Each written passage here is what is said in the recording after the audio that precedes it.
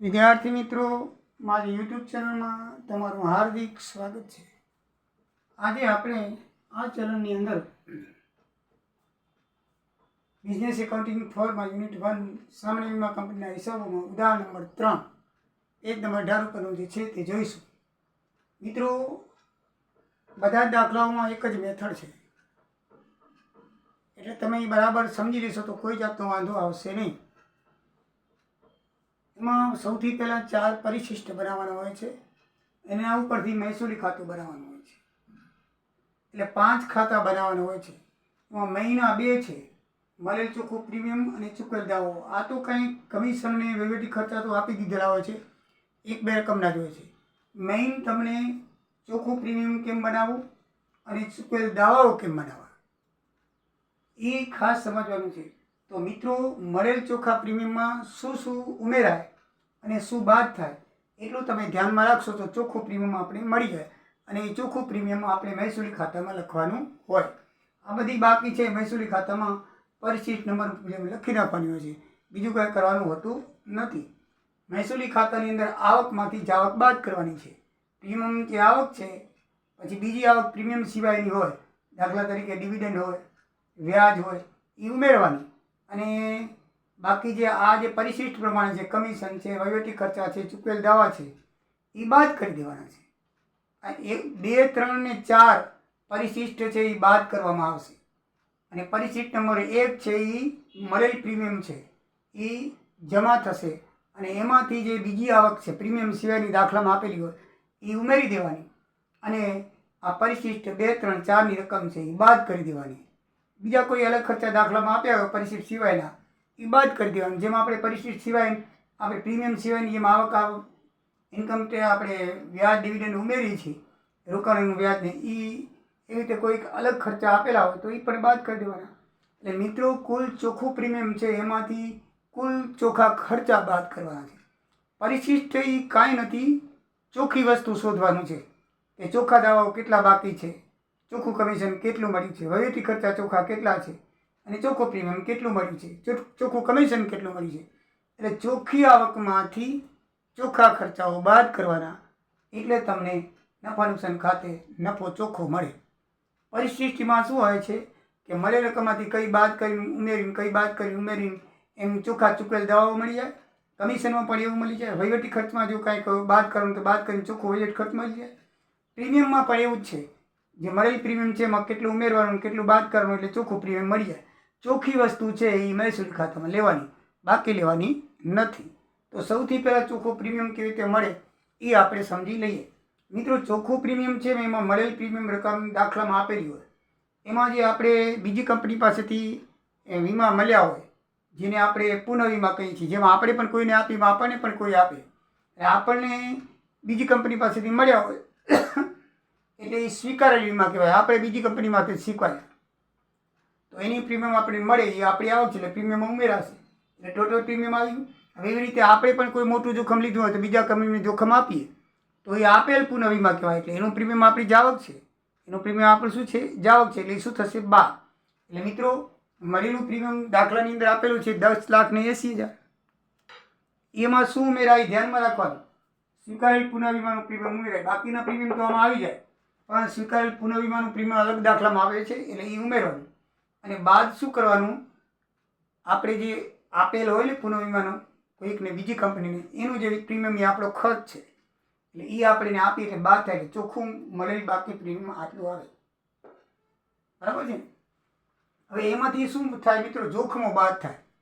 ધ્યાન રાખજો, આમાં પ્રીમિયમમાં કાંઈ નથી. મળેલ પ્રીમિયમમાં સ્વીકારેલ પુનઃ વીમા ઉમેરો અને પછી આપેલ પુનઃ વીમો બાદ કરો એટલે પ્રીમિયમ મળી ગયું.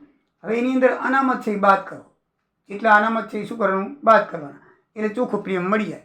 મળેલ પ્રીમિયમમાંથી અનામત બાદ કરો એટલે ચોખ્ખું પ્રીમિયમ મળે, અને ચોખ્ખું પ્રીમિયમ આપણે મહેસૂલી ખાતાની અંદર પરિશિષ્ટ 1 મુજબ લખી નાખવાનું. બરાબર છે.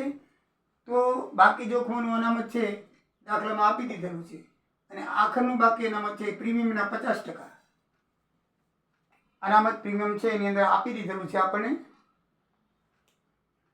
કે વર્ષ દરમિયાન મળેલ પ્રીમિયમમાં 50% બાકી જોખમ માટે અનામત રાખવાનું છે, અને બીજું એક વધારાનું પ્રીમિયમ છે 1 લાખ રાખવાનું છે. અને દાખલાની અંદર 5 લાખ રૂપિયા બીજું અનામત આપ્યું છે શરૂઆતનું, બરાબર છે. એટલે 2 અનામત હશે, એક આખરનું અને એક શરૂઆતનું. આ 2 આખરના છે ને આ 2 શરૂઆતના છે. ધ્યાન રાખજો, 2 અનામત જોખમી હશે, શરૂઆતની બાકી ને આખરની બાકી, બરાબર છે. તો શરૂઆતની બાકી છે એમાંથી તમારે જે આખરની બાકી છે, જે બાકી આગળનું જોખમ છે એમાંથી શરૂઆતનું જે બાકી રહેશે અત્યારે એ બાદ કરવાની, ઊંધું કરવાનું છે, બરાબર. આખરનું બાકી અનામતમાંથી શરૂઆતનું બાકી અનામત શું કરવાનું છે? બાદ કરવાનું. એ જે બાકી વધે 22,000 રૂપિયા, 22,500, એ તમારે મળેલ પ્રીમિયમમાંથી બાદ કરવાના, એટલે ચોખ્ખું પ્રીમિયમ આવી જાય. હવે મિત્રો, બાકી જોખમનું અનામત, તો બાકી જોખમનું અનામત તમને 5,22,500 છે. કેટલું છે? 5,22,500 રૂપિયા. પછી આખરનું બાકી જોખમનું અનામત પ્રીમિયમના 50%, પ્રીમિયમના 50% નીચે લખ્યું છે કે મળેલ પ્રીમિયમના 50% રાખવાનું છે. તો આપણે મળેલ પ્રીમિયમના 50% એટલે એમાં લખ્યું છે 1 લાખ રૂપિયા. કેટલું લખ્યું છે? 1 લાખ રૂપિયા. મળેલ પ્રીમિયમના 50% એટલે 1 લાખ રૂપિયા થાય. તો 1 લાખ રૂપિયા એની અંદર લખેલા છે.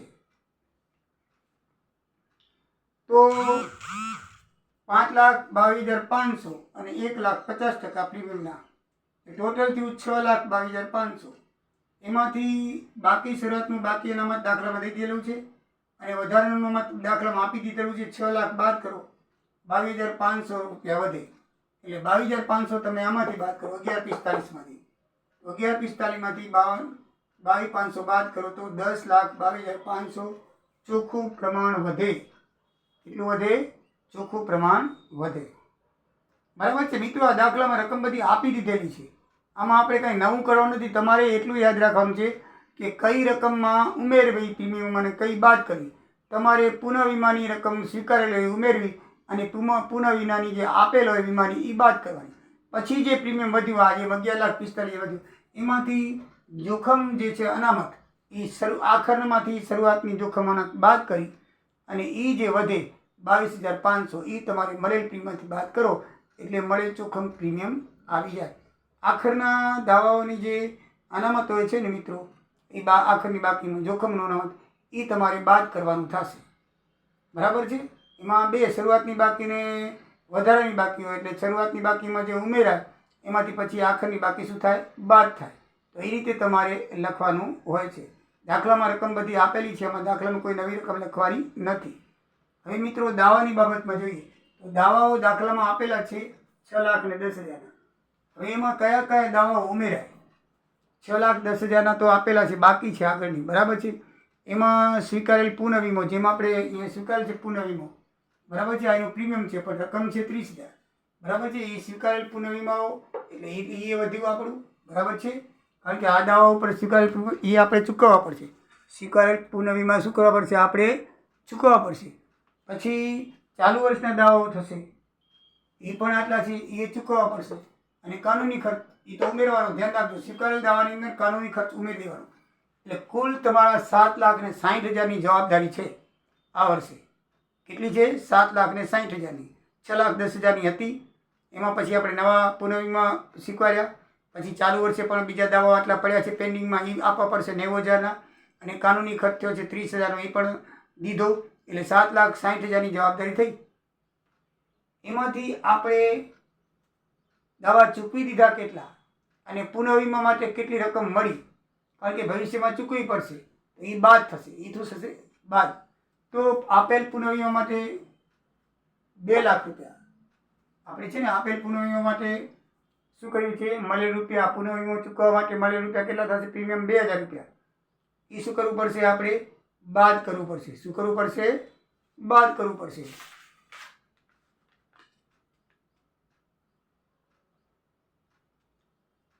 પછી ગયા વર્ષના અંતે બાકી દાવાઓ હતા 65,000, એ બાદ કરવા પડે. એ શું કરવા પડે? બાદ કરવા પડે. ખરેખર બાકીમાં આવી ગયા. એટલે આ 2 વસ્તુ સરવાળો કરી 8,50,000. કેટલા થાય? 85,000, 8,50,000 નહીં, સોરી, કેટલા થાય? 85,000. તો 85,000 બાદ કરો એમાંથી તો 6,75,000 રૂપિયા એ આપણે ચૂકવેલ દાવાઓ ચોખ્ખા આવશે. દાવાઓ કેવી રીતે શોધવાના મિત્રો ફરીથી કહી દઉં. ચૂકવેલ દાવાની જે રકમ આપી હોય એમાં પુનઃ વીમામાં સ્વીકારેલ હોય અને ચાલુ વર્ષના બાકી દાવા ચૂકવવાના બાકી છે એ ઉમેરવાનો અને કાનૂની ખર્ચ. અને પછી જેમાં પુનઃ વીમાના સ્વીકારે છે એમાં પુનઃ વીમામાં આપણને જે મળેલ દાવાઓ ચૂકવવા માટે એ રકમ અને ગયા વર્ષની બાકી એ રકમ શું કરવાની છે? બાદ. એટલે ચૂકવેલ દાવાઓ આવી જાય. બાકી કમિશન તો આપી દીધેલું છે અને વહીવટી ખર્ચાએ પણ આપી દીધા છે. હવે વહીવટી ખર્ચાની અંદર આ દાવા અંગેનો કાનૂની ખર્ચ છે ને એક વખત અહીંયા આવી ગયો છે એટલે બીજી વખત અહીંયા ન લેવાય. એટલે 2,80,000 ચોખ્ખો વહીવટી ખર્ચ લખવાનું છે. બરાબર મિત્રો? જો અહીંયા ન લખો તો પછી અહીંયા લખવાનું, કારણ કે વહીવટી ખર્ચમાં કાનૂની ખર્ચનો સમાવેશ થાય એટલે 2 વખત આવે, ધ્યાન રાખજો. વહીવટી ખર્ચ અહીંયા ચૂકવેલ દાવામાં પણ ઉમેરવા પડે, પણ વહીવટી ખર્ચ છે ને એમાં ચૂકવેલ દાવાનો આમાં સમાવેશ થયેલો છે એટલે ચોખ્ખો વહીવટી ખર્ચ છે એમાંથી 30,000 કાનૂની ખર્ચ બાદ કરી દેવાનું, ધ્યાન રાખજો. એટલે ચોખ્ખો વહીવટી ખર્ચ આવશે. બસ મિત્રો, હવે બીજું કાંઈ કરવાનું નથી. હવે તમે મહેસૂલી ખાતામાં પરિસ્થિતિ 1 પ્રમાણે 10,22,500 ચોખ્ખું પ્રીમિયમ, એની અંદર રોકાણોની આવક અને વ્યાજબીની આવક અને ઇન્કમ ટેક્સ બાદ કરીને ચોખ્ખી આવક દાખલામાં આપી દીધેલું છે, બધું આપેલું જ છે. એટલે બંને બાદ કરશો એટલે કુલ મળેલ પ્રીમિયમ 10,91,500 થશે. અને એમાં પરિસ્થિતિ 2, 3 અને 4ની જે રકમ છે ચોખ્ખી, ચૂકેલ દાવો 2 મુજબ 6,75,000, કમિશન પરિસ્થિતિ 3 મુજબ 1,52,000 અને વહીવટી ખર્ચા ચોખ્ખા 2,50,000. એનું ટોટલ મિત્રો થશે 10,77,000. એ 10,51,500માંથી બાદ કરો. એ ઓછા બી વિભાગ, એ એટલે આવક ને બી એટલે જાવક. એ એટલે ચોખ્ખી આવક આપણને થઈ, બી એટલે ચોખ્ખી જાવક. ચોખ્ખી આવકમાંથી ચોખ્ખી જાવક બાદ થાય તો ચોખ્ખો નફો નુકસાન ખાતે આવે. નફો એ ઓછા બી કરી તો 14,500 રૂપિયા નફો આવે મિત્રો. એટલે મિત્રો આ દાખલાઓની અંદર તમે જો સમજી જાઓ તો દાખલાઓમાં કાંઈ નથી, આમાં શોધવાનું તો કાંઈ છે જ નહીં. બધું દાખલામાં આપી દીધેલું છે, બધું દાખલામાં આપી દીધેલું છે. બરાબર છે? એટલે તમને એમ થાય કે આમાં કોઈ વસ્તુ શોધવાની છે, તો આમાં કોઈ પણ વસ્તુ શોધવાની નથી. બરાબર છે? આ વધારાનું અનામત પણ દાખલાની અંદર આપી દીધું છે. આ પણ અનામત દાખલાની અંદર 1 લાખ આપી દીધું છે. આખરનું લખ્યું છે 31/3/24નું અનામત, એમાં લખ્યું પ્રીમિયમના 50%. બરાબર છે? આ ન લખવું તો એ ત્યારે વાંધો નથી, આ દાખલામાં આપેલું છે ત્યારે પ્રીમિયમ મળે. તમને એમ થાય કે પ્રીમિયમ તો આપણે આટલું છે, આ રકમ મૂંઝવણી ભરી થાય, તો એ ન લખો તો કાંઈ નહીં, દાખલામાં ભલે લખેલું આ રકમ છે ને દાખલામાં આપી દીધેલી છે, એમાં તારીખ લખેલી છે 31/3/24 એમ લખેલું. બરાબર? અહીં આપી દીધેલું છે આખરનું બાકી જોખમ દાખલામાં આપી દીધું છે અને 2 આપી દીધા છે. બાકી જોખમનું અનામત આપી છે ને આખરની બાકી જોખમનું અનામત આપેલું છે. એવી રીતે શરૂઆતની બાકીનું અનામત આપી છે ને બીજી વધારાની અનામત પણ દાખલામાં આપી છે. એટલે આમાં કાંઈ શોધવાનું નથી મિત્રો, આ બધું આપેલું જ છે. બરાબર છે? આખરની બાકીના જોખમમાંથી શરૂઆતની બાકીનું જોખમ બાદ કરી અને એ મળેલ પ્રીમિયમમાંથી બાદ કરે ચોખ્ખું મળેલ પ્રીમિયમ આવે એ એકમાં મહેસૂલી ખાતામાં દર્શાવી દેવાનું. એવી રીતે દાવાઓ, એવી રીતે કમિશન, એવી રીતે વહીવટી ખર્ચા. મિત્રો હજી પણ એક દાખલો લેશું આવો નવો, એટલે તમને બરાબર ખ્યાલ આવી જશે. બરાબર છે?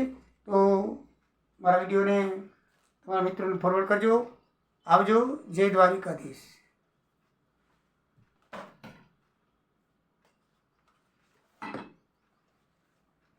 મિત્રો દાખલા નંબર 2ની રકમ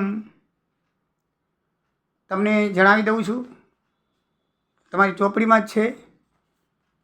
એટલે આ પ્રમાણે છે દાખલા નંબર 2ની રકમ.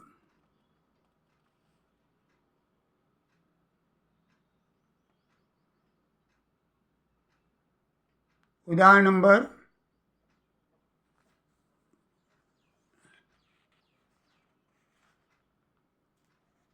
2.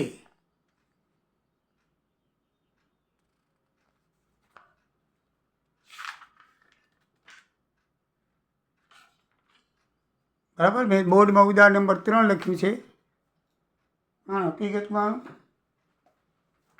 ઉદાહરણ નંબર 2 છે. શું છે? ઉદાહરણ નંબર 2.